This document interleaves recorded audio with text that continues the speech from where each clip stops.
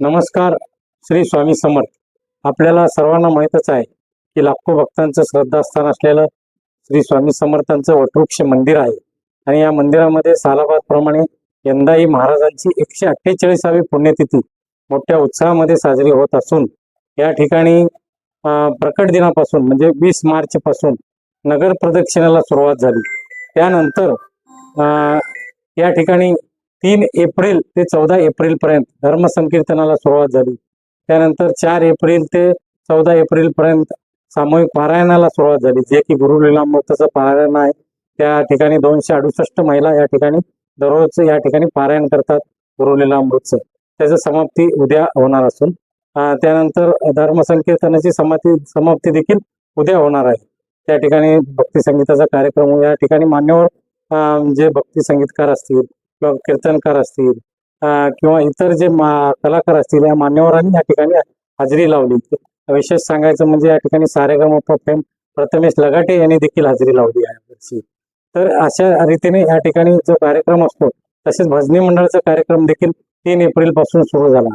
त्याची देखील समाप्ती 14 एप्रिल म्हणजे उद्या होणार असून या ठिकाणी जवळजवळ 48 भजनी मंडळांनी, पंढरपूर असेल, मोहोळ असेल, माढा असेल, पुण्याहून असेल, या भजनी मंडळांनी या ठिकाणी हजेरी लावून आपली भजन सेवा सादर केली. त्यानंतर मुख्य जो विना सप्ताह या ठिकाणी उभारला गेला. 7 दिवस या ठिकाणी विना सप्ताहाचं देखील लोकांनी हजेरी लावली. तो विना असा असतो की उभारल्यानंतर तो विना खाली ठेवायचा नसतो, अखंड 24 तास तो विना चालूच असतो आणि त्या विनाची समाप्ती देखील मुख्य दिवशी म्हणजे स्वामी समर्थांच्या पुण्यतिथी दिवशी सकाळी 6 वाजता होत असते. अशा रीतीने त्या दिवशी गुरुद्र अभिषेक होईल. त्यानंतर नित्यनेमाने 10:30 ते 11 वाजता देवस्थानचा नैवेद्य होईल. त्यानंतर पारंपरिक असा राजघराण्याचा नैवेद्य होईल. त्यानंतर अन्नछत्र मंडळाचा नैवेद्य होईल. अशा रीतीने नैवेद्य झाल्यानंतर 12 ते 3 या वेळेमध्ये आलेल्या सर्व स्वामी भक्तांना या ठिकाणी देवस्थानच्या पूर्वेकडील उपाहारगृहामध्ये भोजन प्रसादाची देखील सोय करण्यात आलेली आहे. त्याचा देखील लाभ सर्व स्वामी भक्तांनी घ्यावा. तसेच संध्याकाळी 5 ते 5:30च्या दरम्यान या ठिकाणी सजवलेल्या पालखीची मिरवणूक या मठातून त्या मठामध्ये शहराच्या प्रमुख मार्गामध्ये निघून या ठिकाणी पुन्हा 9:30 ते 10च्या दरम्यान येऊन भजन वगैरे, त्या दिंडी वगैरे या सर्व लवाजमासह ही मिरवणूक शहराच्या प्रमुख मार्गावरून निघून पुन्हा 9:30 वाजता या ठिकाणी येऊन या ठिकाणी पंचपदी म्हणजे भजन वगैरे होऊन शिरा प्रसादाने या सर्व उपक्रमाची सांगता होते आणि त्यानंतर दुसऱ्या दिवशी 16 तारखेला गोपाळकाल्याने या सर्व उत्सवाची सांगता होते. तसेच 17 तारखेला या सर्व सेवेकरी असतील, विनयकरी असतील, पारायणकर्ते असतील, सर्व ज्यांनी नगर प्रदक्षिणाचे जे प्रदक्षिण असतील, साधारणतः या नगर प्रदक्षिणामध्ये साधारणतः 1,500 ते 2,000 महिला, बालक, अबाल वृद्ध सहभागी होत असतात महिन्याभरापासून.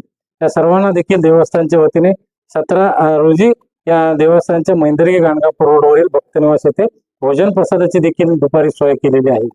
आणि तसेच मुख्य दिवशी सर्व स्वामींचं दर्शन सुलभ होण्यासाठी जे नित्य नियमाने होणारे अभिषेक देखील बंद ठेवून जे स्वामी भक्त अभिषेकाची पावती करतील त्यांना तात्काळ श्रीफळ प्रसाद देण्यात येत असतो. तसेच जाण्यासाठी एक मार्ग, येण्यासाठी एक मार्ग, ठिकठिकाणी पाण्याची सोय शामियानात उभारण्यात आलेला आहे. तसेच सर्व स्वामी भक्तांना कुठल्याही उन्हापासून त्रास होऊ नये यासाठी आतमध्ये थंड असे कूलर लावलेले आहेत. अशा रीतीने सर्व स्वामी भक्तांना दर्शन घ्यावं या स्वामींचं आणि आपलं जीवन कृतार्थ करून घ्यावं आणि या सर्व सेवा आणि उपक्रमाचा लाभ घ्यावा अशी विनंती या प्रसंगी मी करतो. श्री स्वामी समर्थ.